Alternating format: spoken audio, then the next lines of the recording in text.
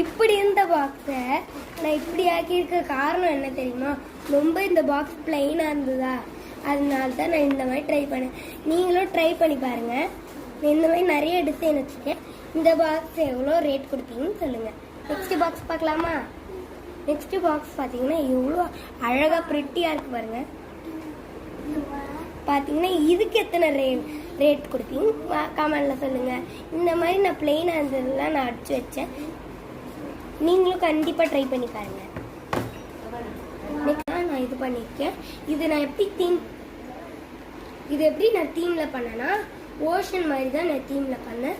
Stones, புல், அப்புறமா குட்டி குட்டி ஸ்டோன்ஸு, மீன், பபிள்ஸ்லாம் பண்ணியிருக்கேன். நீங்களும் இந்த மாதிரி ட்ரை பண்ணுங்கள். லைக் பண்ணுங்கள், ஷேர் பண்ணுங்கள், சப்ஸ்கிரைப் பண்ணுங்கள். பாய்.